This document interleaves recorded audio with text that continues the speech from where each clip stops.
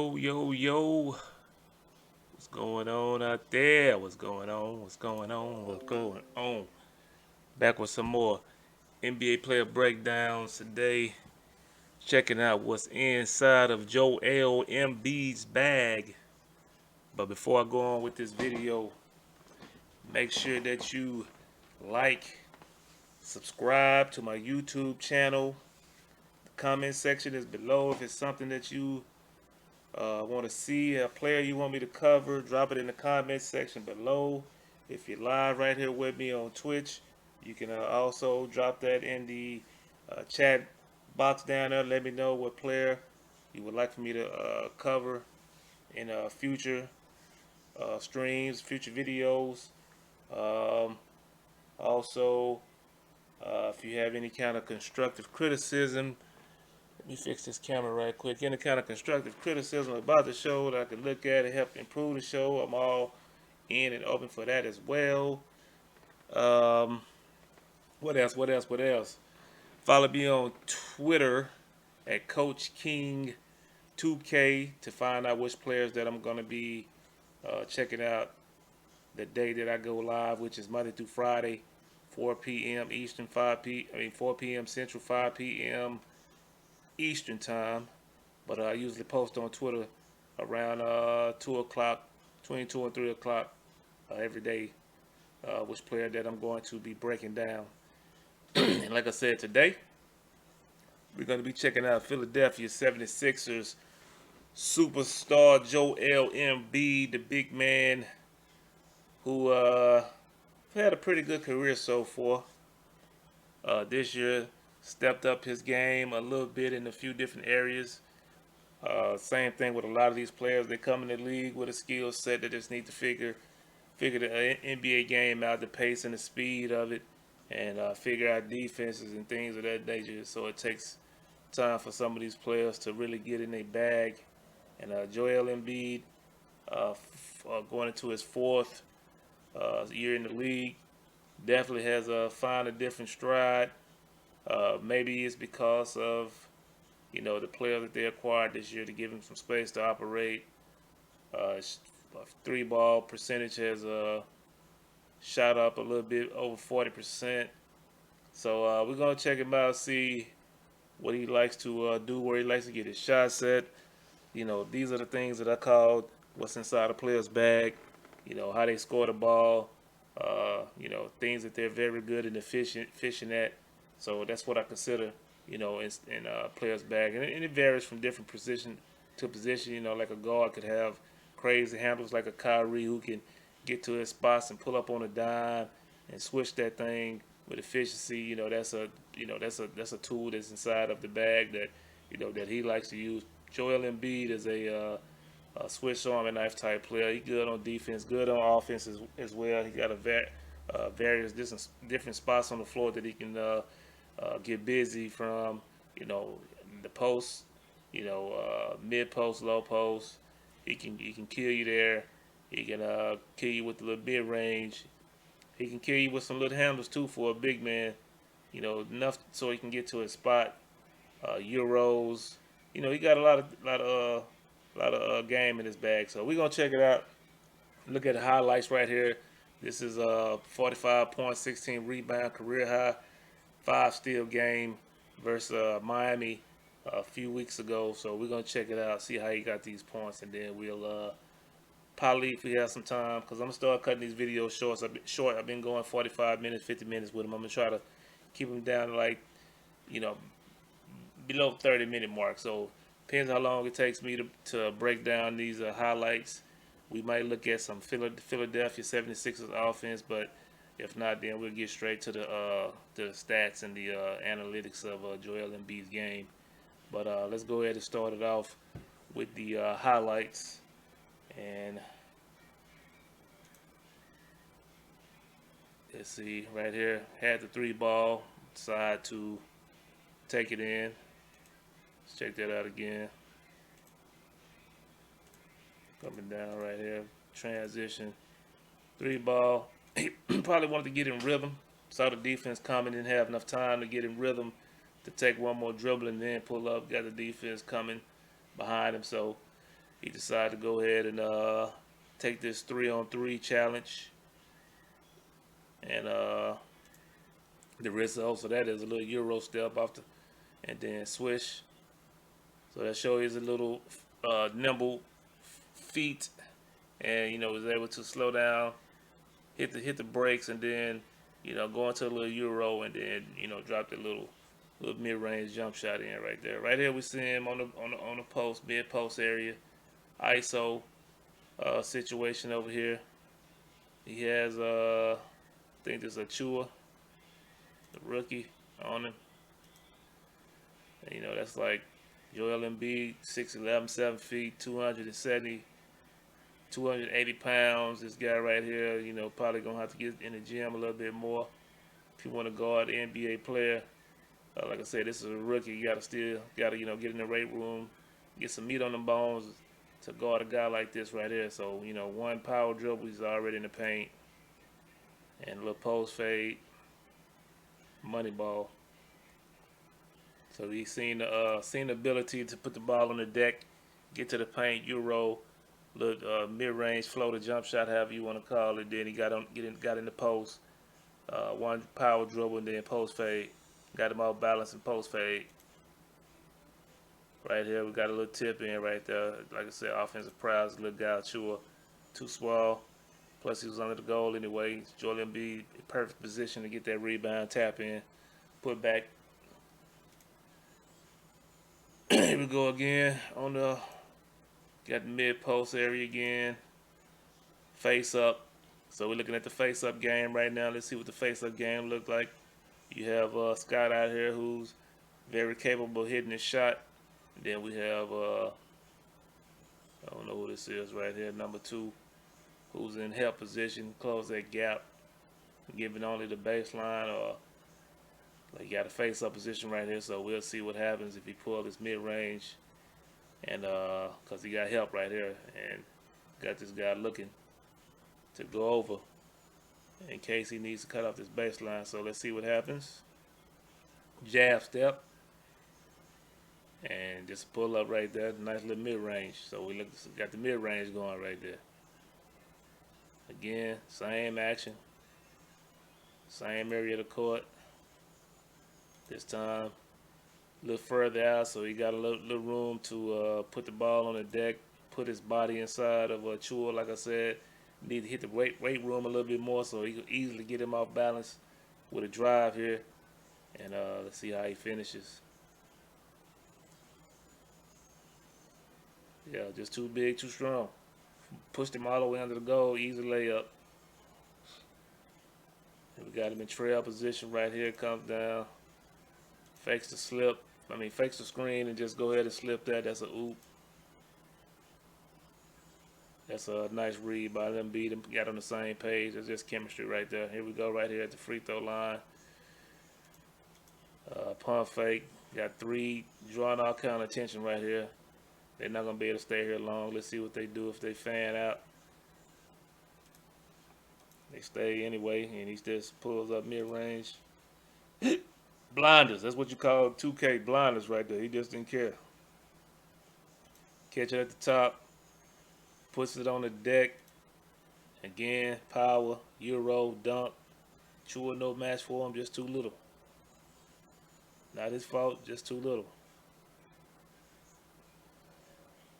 No match. Go right here. Post touch. High post area. Little man on him. That's, I don't even know. I don't know if this must be transition where they got matched up like this right here, but definitely got to bring a double team or something right here. And you got a triple team. Same situation the last time. You got 3 around him. But, too big, too strong.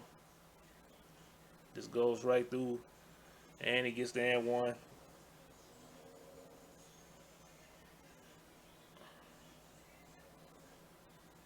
Too big, too strong. Too big, too strong, too skillful. Off the glass layup. Here we go again. Catch at the top of the key. Close out right here. It's kind of late. He can shoot that. But he puts it on the deck. And he, 1 dribble, 2 dribble, pull up, and 1. Contact on the elbow. Here we go. He brings the ball up. Must be from a transition situation. He sets the little man sets the screen. He wanted to get the switch, but let me see what happens here. He fights back. He gives back to his the bigger defender. Still not the biggest one on the court, but and Joel ISOs. See what he has here. Look like Miami has went to a 2-3 zone right here to try to combat the damage that he's been doing to him. So let's see how they play this. Got help dropping down on the spin. Too late. Post fade bucket.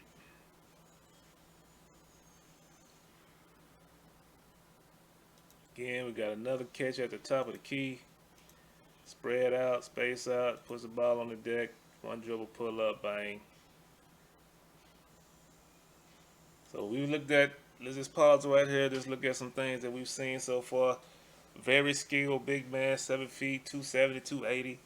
I wouldn't call him a Jokic because of Jokic's passing ability, but I think Embiid's overall offensive game is better than Jokic. His defense better than Jokic. Overall, they're pretty close in comparison as far as each other's skill set goes. But like I said, Embiid a little bit more skilled on offense, and I say defense a little bit. Yeah, I would say defense also. But so we've seen, him scoring various different ways, putting the ball on the deck, way up top from the 3-point line, taking 1 and 2 dribble pull-up shots, going to post fades on both sides of the court, putting the ball on the deck, getting to the paint, Euro, dunks, little jump stop, little jump shots in the paint off of penetration, putting the ball on the deck.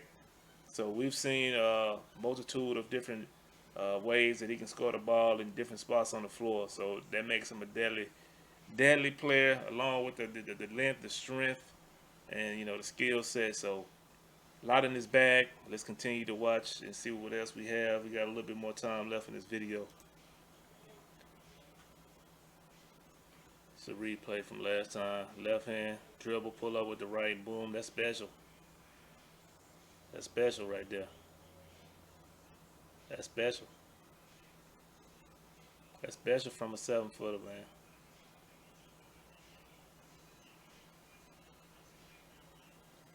Here we go. Come down. Catch at the top again. Freezer right here. We got a pin down on the right side. He refuses that. Again, just he feeling it tonight. Get to the paint. Pull up in the paint. He feeling it. Here we go right here at the elbow. Another clear out situation. And so much defensive attention on him. Everybody in the paint. So much attention on him. Let's see what he do. And it don't even matter. He hot. You got 2. That's a double contest right there. And like I said earlier, that's blinders. Just pull up on 2 and switch bottoms. Switch bottoms. Again, we got an ISO situation on the right side now. Put the ball on the deck, drive, and boom. Contact layup, contact layup, and 1. He set him up. He been driving all day. He set him up right here with the face up. Gave him the little jab. Big man, it's a big man move right there. Gave him the jab. Triple threat. Bucket. Buckets. Let's see, probably one more clip at the top again. See, we like to catch it at the top. He likes to catch it at the top. Calling for the screen right here. Try to get that switch again, but they fight through that same situation as earlier we saw. They fall back. Boxing is in the elbows.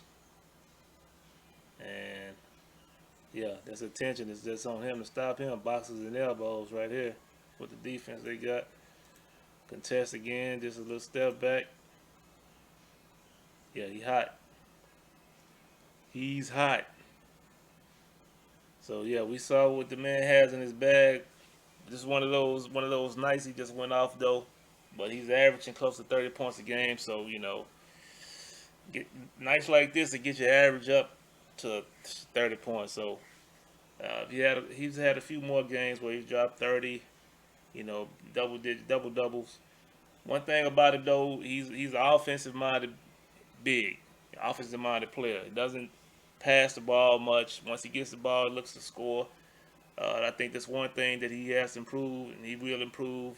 That'll probably be his next development step in the league to be more of a passer like a Jokic. Because right now he's only averaging like 3 assists a game, and that's like I said, he's an offensive minded. Once he gets the ball, pretty much a black hole, which isn't a bad thing if you're putting up 45 points a game, averaging 27, 28 points a game. So it's not a knock on him if he's going to be able to score the ball at an efficient rate and not hurting his team by doing it. But I think that's one thing that he's going to have to develop into being a passer. Because if you look at how they was playing, and they played him three different ways. They played him man, they played him box and one, they played him 2-3. So just a lot of different defensive sets sets that they threw at him to try to confuse him a little bit. And when you're on like he was that game right there, ain't nothing much you can do as a team. You just gotta hope he miss, and that's what happened that game. So we'll check out. Let's just go over. We'll go over the stats, and then we'll look at the analytics. I'm not gonna look at the 76ers offensive schemes, anything like that. I might start another show breaking down different teams offenses that they like to run. I might do that on another show. But right here, I'm gonna start trying to keep this one down to like 20 to 30 minutes so I don't go overboard, because I post these on YouTube. It's really designed to go for YouTube, but I like talking basketball with different people. So if people come in the chat, we'll talk. If not, then I'll just turn this into a YouTube video and post it on YouTube. But let's check out the stats. We'll go. I said he was in the 4th year, so I was wrong about that. He's in his 5th year. Actually, no, take that back. He's actually 1, 2, 3, 4, 5, 6, 7. 7th year. He just didn't play the first 2 because of foot injury. So, we'll just keep it at 5 years in the league, because these are the years that he was active. So these really are the ones that matter. These 5. So 5th year actually playing, 7th year in the league.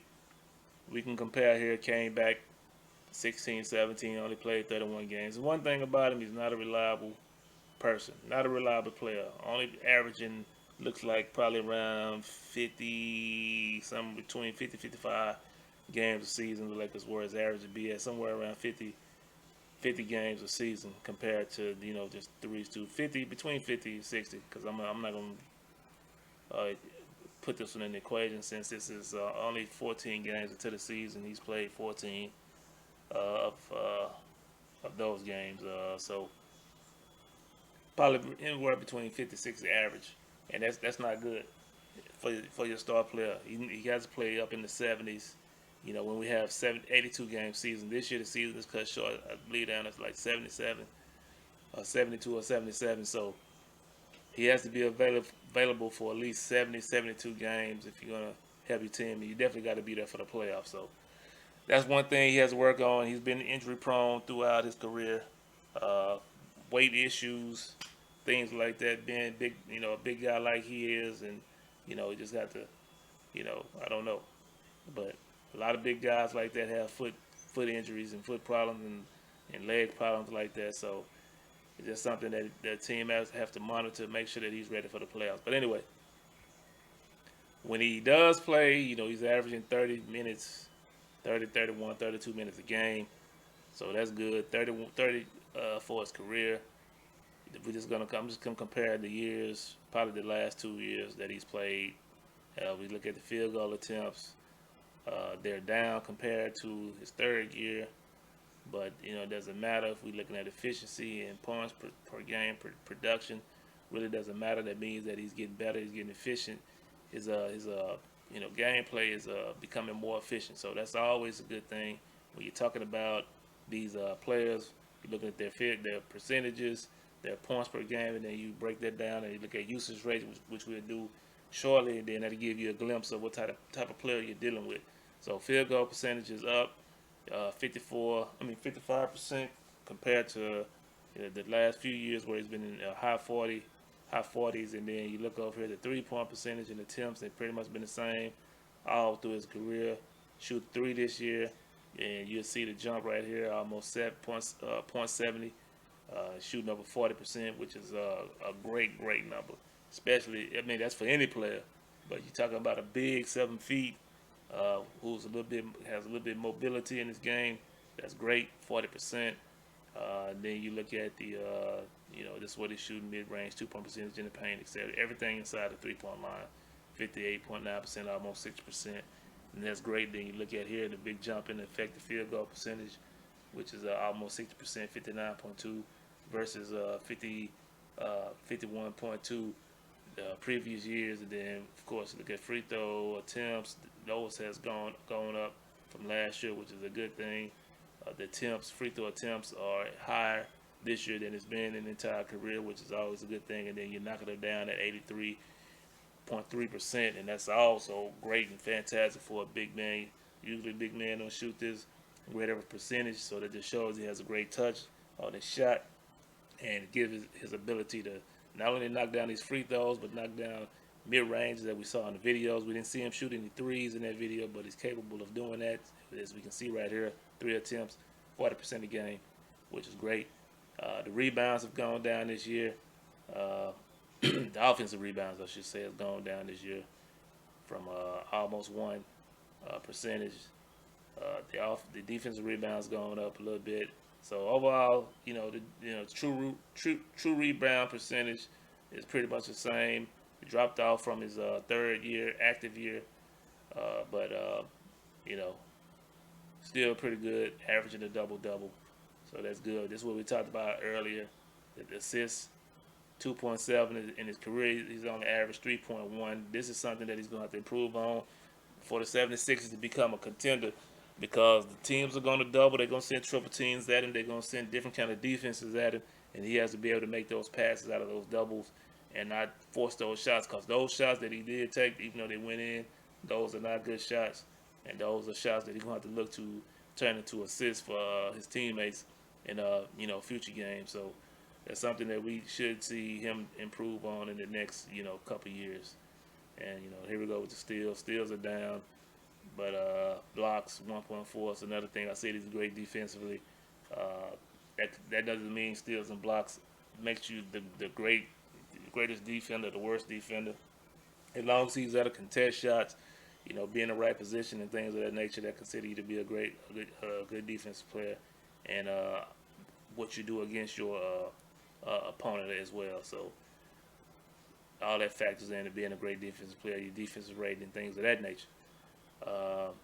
But yeah, you see right here, he's jumped up from last year. He averaged 27 in his third year, and he's back at 27.7 again. So this is the highest percentage points per game that he's averaged in his entire career.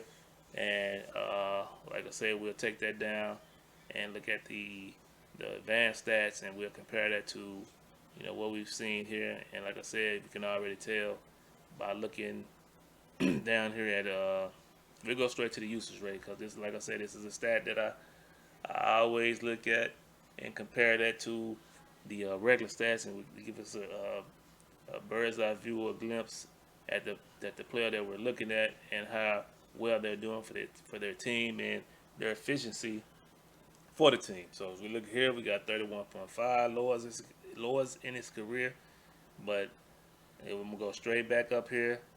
If you look at this right here, 27.7 highs in his career. That means that this player has become efficient. He's figuring out the game of basketball, the system that his team has employed for them to play in. He's figuring it out and becoming more effective. So that's what that tells you right there. You got 27.7, and usage rate has dropped down of 1.3. That's great for the Philadelphia 76ers. Let's go over here and we'll check out the true shooting percentage. As you can see, that has gone up. Even though the usage rate is down, all this has gone up. The free throw rating, 3-point attempt rating has gone down. We saw that earlier. not taking. He's only taking 3 a game. If you look at the offensive rebound, we saw that has gone down. The defensive rebound rating is about the same. We saw that up top. So all that is pretty much the same thing. Here we go. Assists. He only assists on 14.8 possessions. Yeah, it's not good. 14.8% of the possessions of the game. That's not good. Like I said earlier, that has to get up, and I'm sure it will in the next season or two. Steals, we looked at that. He's not great at that. Blocks, not great at that. These are the percentage that he gets: 1.9, 3.8 percentage of the game. Not great. Uh, Turnover volume percentage, doesn't turn the ball over that much. And here we just looked at the usage rate, and we talked about this right here. The offensive win shares 1.8 drop down. This is a percentage in which the individual player assists his teams and wins. These are the win shares that he's responsible for. Is 1.8, and I think this is all due to the assists, not helping his team in that situation, which I think that, when that rise up, the offensive win shares will go back up. I said he was a great defender in the previous years. I considered him to be a decent defender. This year we see drop down tremendously. Defensive win shares, and you see right here what that means: an estimated number of wins contributed by a player due to his defense. As you can see right here, this is a drop off in a major fashion. So these two right here is combined with each other. You know, his offense is there, but the win share is still 1.8. Mainly, this defense win share is just super low. Something that has to rise. And then overall win shares, as you can see right there, that's the number of wins. Estimate of the number of wins contributed by a player overall. So we get that from those two, and then we got 2.7. Needs to go back up to, it'd be great if they can go back up to this 8.7. So those are the look. That's a look at the advanced stats, and then, like I said, you can compare those to the basic stats, and just go down here and look at his shooting, where he like to shoot the ball at the most. Get another little glimpse at what we're looking at.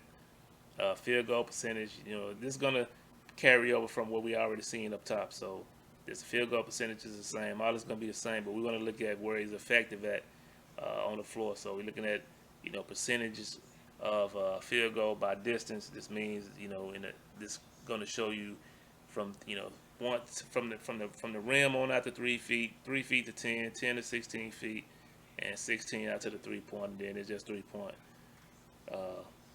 Showing you how much he shoot the ball from the 3-point range. As you can see, most of the damage is right here in the 2.8, 81%, but he shoots most of his shots from 0 to 3 feet out. Then you have a 3 to 10 feet, which is at 221. So that just show you the percentage of the distance that he get his money from. And then we go here, and then field goal percentage by distance.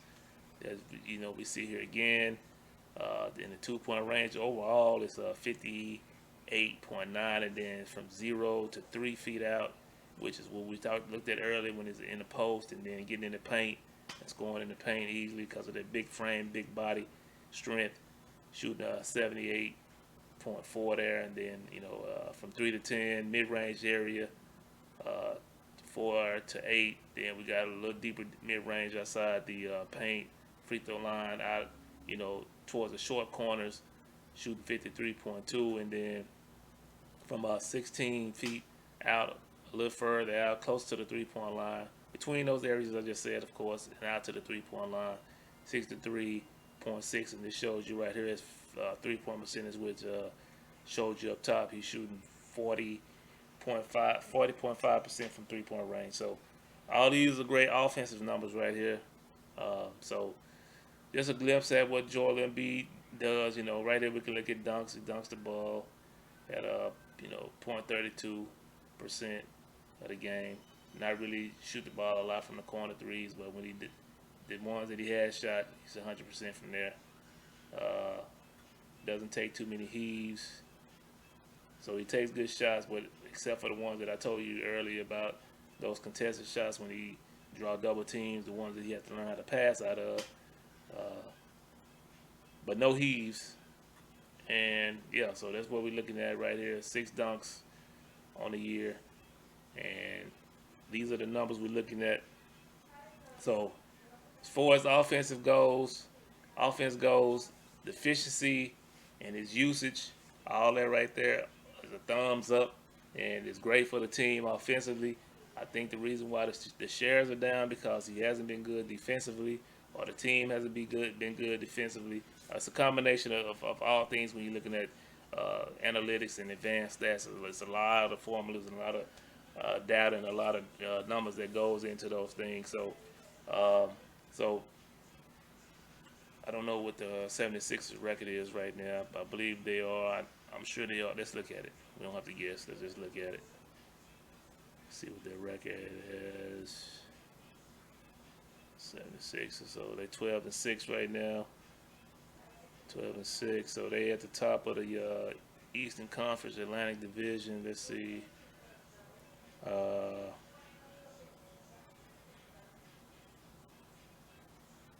Let's see. Standings.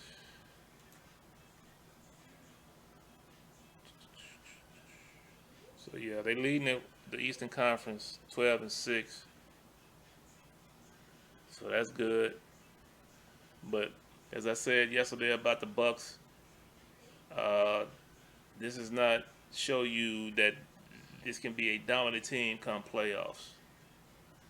Based on what I'm seeing, as far as when you're looking at your best player defensively, they have some nice defensive players on there. Ben Simmons, Danny Green.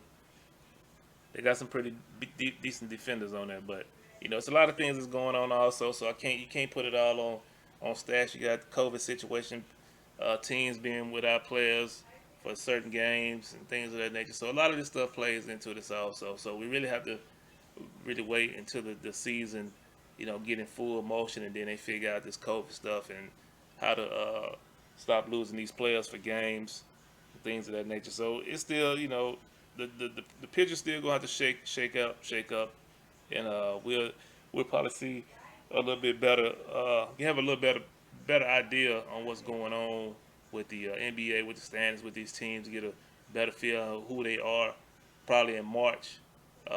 So we'll keep looking at that and figuring out what's going on. But this right here has been another NBA player breakdown featuring Joel Embiid, checking out what's in his bag.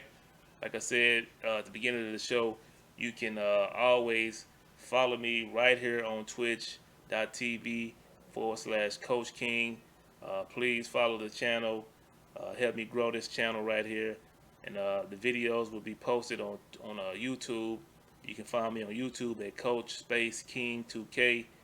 When you get there, please subscribe, like the videos there. That helps with the algorithm on YouTube, so these videos will be posted faster. So make sure you subscribe to the channel, like the video, and then if you want to comment, let me know which player you want me to look at in the future. If you have any criticism about the show, go ahead and drop that in the comments. I'll check it out and respond to all of them. Also,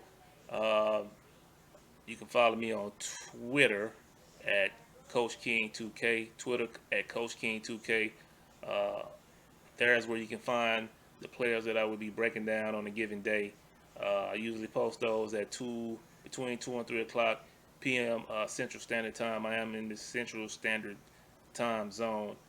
So make sure you check me out on all those socials. I appreciate everyone for tuning in today, and we'll do it again tomorrow. Same bad time, bad channel. And until then, peace.